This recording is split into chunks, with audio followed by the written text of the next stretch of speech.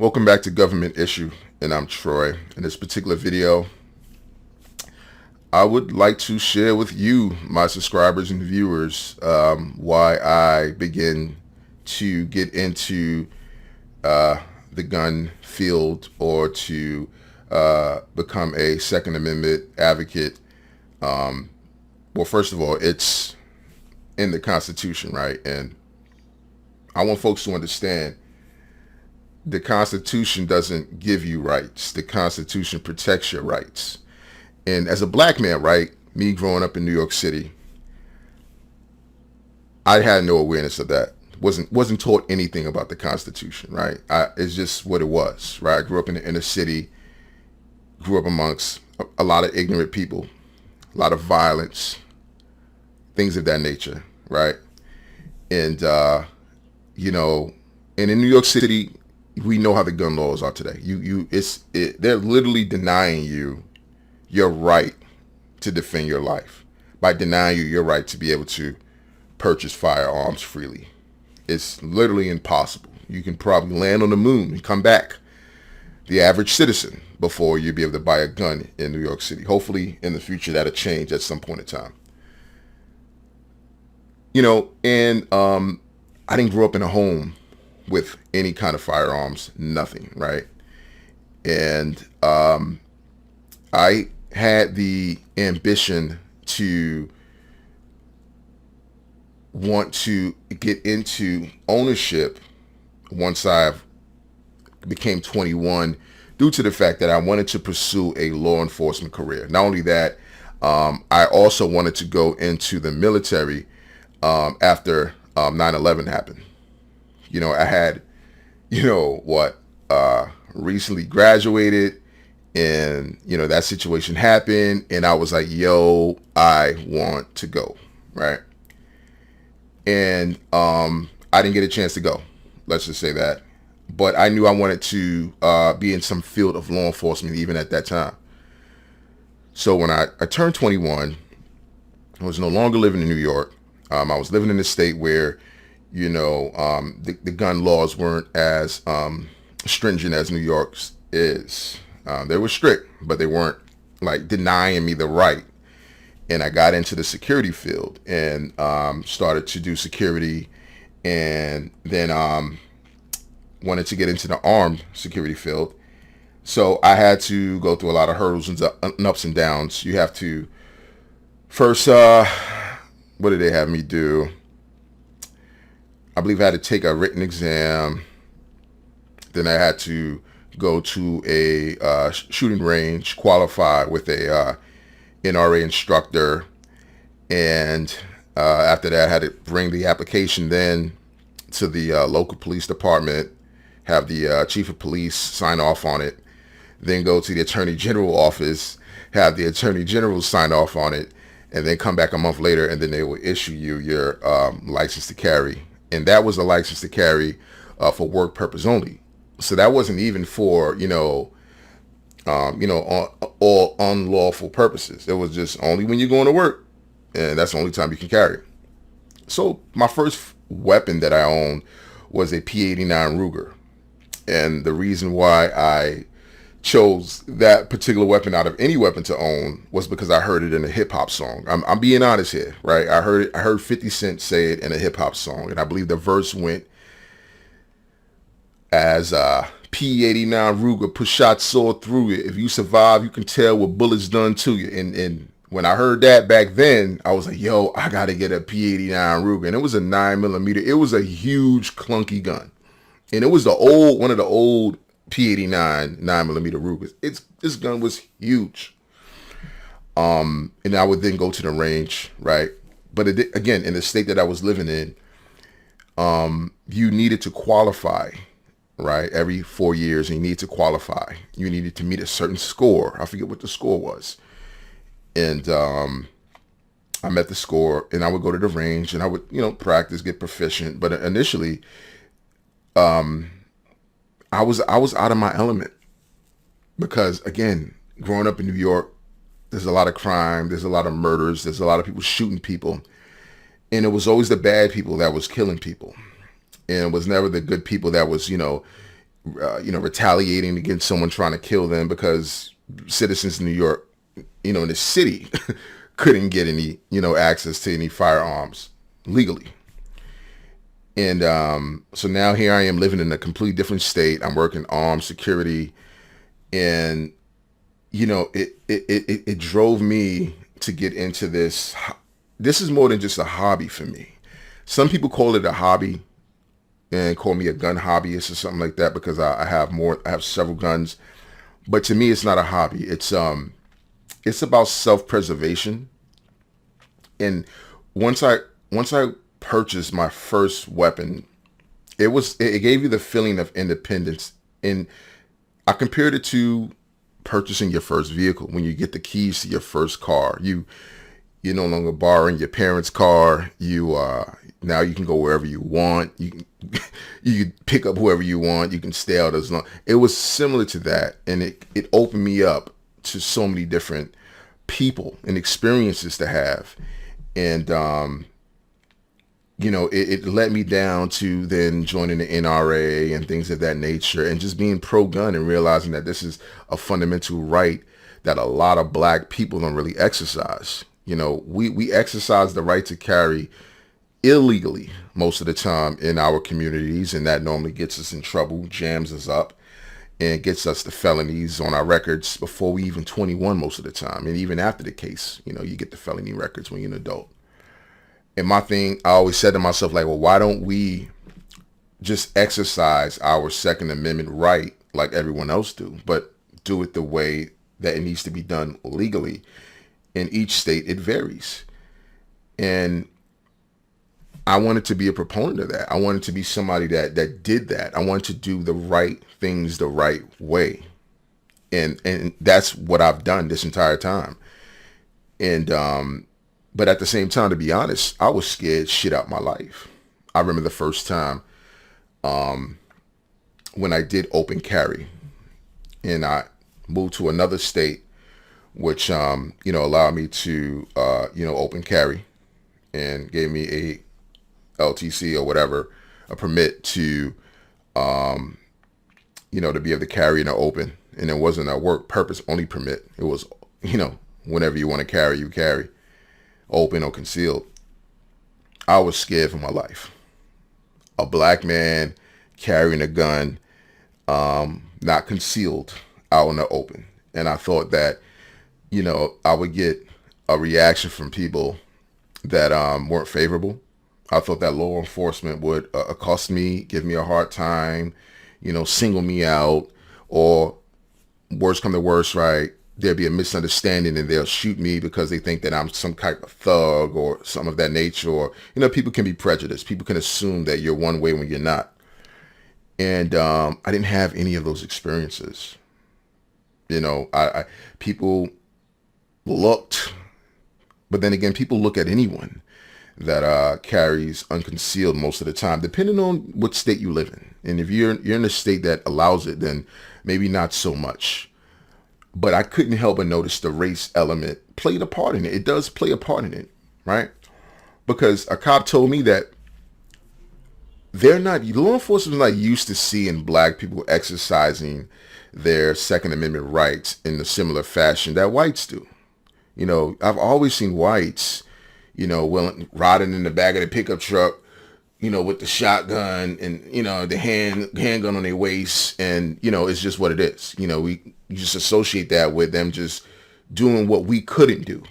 And that was due to the ignorance of a lot of us in my community that, hey, we could do that. We should do that. And if you're challenged on that, then you'll just be challenged. But you stand your ground. I'm an American citizen. I'm American just as much as he is. So you shouldn't be walking around in fear, right? You do things the right way, of course, without a doubt. But you also have the right, and the amendments are there to protect your rights. And I think over time, the confidence built, and I ingratiated myself with different races of people that didn't look like me. And I started partaking in things that other races did in reference to Second Amendment stuff, firearms stuff, trying out different weapons and things of that nature, different backgrounds, different histories that would be explained to me that I was just not aware of. And I thought that that was the turning point for me as a man when I allowed myself to be taught, because I weren't learned in this field. I didn't have anybody in my family that carried a firearm legally. I didn't have anybody that was able to take me to the range, prior to me becoming a man, or even when I became a man, prior to me getting my first gun. No one taught me or told me anything about guns. They either told me, just stay away from, I don't want to ever see you carry a gun. And it was the most ignorant thing that was being told to me. But now I look back on it and I'm not as mad as I once was. I was more mad then due to the lack of knowledge that people that came before me that were older than me should have gave me or should have prepared me to be able to obtain. But I had to obtain it on myself. So I was, like I said, man, I've never been, like treated bad or treated indifferent than any other person. Even now when I carry sometimes open, like, sometimes my thing is, I feel like this too. If you have the right, you should do it every day, right? You should do it. You should carry concealed, you should carry open, whatever makes you feel comfortable, right? It's your right as an American citizen to be able to choose as you please. And even when I carry now, open carry, I'm aware that people may look, but I'm also aware that I'm doing what everyone else is doing. You know what I mean? I'm doing what I'm allowed to do. I'm not doing anything outside the norm of what I'm allowed under the rule and law to do. I'm now buying different kind of weaponry.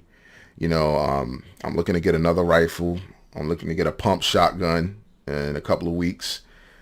And I'm looking to also get I believe it's a Polymer 80, or Polymer 70, Polymer 80, lower, because in my state, for whatever reason, citizens can't buy Glocks brand new. Only law enforcement can. And it's the weirdest thing. Either you can buy it from a private sale, right? Or someone has it on consignment at a gun shop. Then you can get it that way, but you can't just go out and buy a brand new Glock in this state. Doesn't make sense to me, but it is what it is. But yeah, I've just gotten into this understanding that the only way you're going to be able to preserve your life is if you take the proper steps to do so. And that's number one. Like, you have to be able to be prepared to defend your life, but you need the tools to be able to defend your life. And you need to be proficient at the tools to be able to defend your life. Initially, years ago, now mind you, I've been carrying firearms for over a decade. So I'm kind of summing a lot of this up and a lot of my experiences up fairly quickly, because I don't want to keep the video too long. But I found myself, in the beginning going to the gun range and realized this is pretty expensive. But then I realized, like, well, my life is worth this. So I need to invest in myself. I need to invest the time in to be able to handle this weaponry the right way. So I did. And then you get the memberships, and then they get the discounts. And I just want to dispose of the myth that black people have that you carrying firearms legally is something that you will never be able to do, or something that you should be afraid to do. Just do it the right way, my thing is. And at the end of the day, if you're doing it the right way, you're doing it the legal way. Yeah, you might get someone that's going to be prejudiced. I'm not saying that you might not get a cop or someone of that nature that just might want to bust your balls, right? You can't help how people feel, right? And I'm not saying all people are going to do that, but you might encounter some asshole cop that's like, yo, you know what? Black guy with a gun. Let me see what's going on over here. Let me make contact with him. You might get that, but don't let that discourage you from practicing your Second Amendment right. Do it the right way. And you'll be surprised how much fun you'll have, especially when you go to the gun range. I mean, it's just a joy. I just love shooting. Like whatever the gun range got, I'm gonna rent. You see what I'm saying? I'm gonna shoot just for the experience, just for the moment, for the fun, and it's just a hell of a time. But also being able to defend your life and defend your loved ones. Like my girl now wants to shoot as well, and I'm getting her into this field as well. But I'm starting her off with a 22, and I'm also looking to get an M&P 22 rifle. So something that doesn't have damn near no recoil. It's not loud. Something that when I go to the range, she can go to the range too, and start off with that and feel comfortable shooting that, and then she'll work her way up and then go from there, and then we'll see what happens after that. But to me, it makes me feel good as a man knowing that I can protect her and that I'm doing everything in my right, in my ability, right, to do that. And it's just a feeling, an innate feeling that a man has when he's able to protect the people that he cares about and the people that he loves, and he's being responsible about it. And I just want more blacks to understand that, hey, man, it's we can do just as much as any other group can do. No one's stopping us from doing it. It's just our ignorance. And like I said in the beginning of this video, I was ignorant to a lot of things. It was only until I was exposed to these experiences, which have shaped me now and given me different experience to give to others now, that I was able to really understand that, right? I say all the time, if the young black youth in these communities, they like guns, they like firearms, cool. Well, let's create, right, maybe a firing range, a shooting range. I'm not saying in the neighborhood in which they live, right next door to them. No. Let's create a gun range that's local, right? With these young youth, right? If they want to get proficient at firearms and they're taking an interest in this, cool. You can go here. You can, you can shoot, but also let's also open up other avenues of opportunity for them, right, to get into. Not only could you shoot, and you can shoot here, hey, you can also become a cop. You can also go into the military. You can also become a sharpshooter. There's a lot of things that you can do by participating in, in your Second Amendment rights that can lead to, avenues and ventures that you never would have thought would have been a possibility. And I'm thinking like, well, that's maybe one way that we can stop the violence. Once we give them some pride and give them some skin in the game in this field that they're clearly interested in. They like to carry guns. Well, okay, you like to carry guns? Well, how about you go get your license? Get your LTC, get your permit to carry. Well, now that person that got his permit to carry, you guys want to work security? Cool. You can work security in your area in which you live, in your community. Now you can start securing your community. You can start securing your local locations that people in your community go to, the supermarket, the store, wherever. Be in full uniform, now you're carrying. And then you can work your way up from there. Instead of just, constantly, watching them destroy and genocide themselves and wondering what we can do. Well, that's something we can do, right? Instead of forcing them away from something that they're interested in. Now let's nudge them in that direction, but let's give them direction and construction in how to use that interest that they have in that one thing into making a career out of it and turning it into a positive for themselves in their communities in a way where it's not detrimental for people that's around them. And I just want blacks to understand that. But yeah, man, it's been a hell of a ride, and I'm interested to see where else this is going to be going. I'm still going to be having range day this month. Don't know yet what I'm going to be shooting for range day this month. I'm still looking to build my Glock. So like I said, I'm in the process of acquiring the Polymer 80, I believe. And it's really cheap. I'm getting it for maybe about $120. And then, so once I get the frame, then I'll get the slide, depending on what kind of slide and setup I want. It shouldn't take that long, you know what I mean, to get, all of the components put together. But I don't know how to literally put it together. I'm sure I can go on YouTube and figure out how to put this gun together. But I'm going to have an actual gunsmith do it for me once I got all of the parts, so it can be A1 grade 1. And I'll have my own personalized Glock that isn't technically a Glock, but with Glock parts and components and internals inside of it. So that's one way to circumvent the system here in this state, to be able to get a Glock in my hands again. I had a Glock when I came into this state, and I sold it. I had a Glock, I think it was the 43? No, it was the 17. I had a Glock 17 with a red dot on it, and I sold it.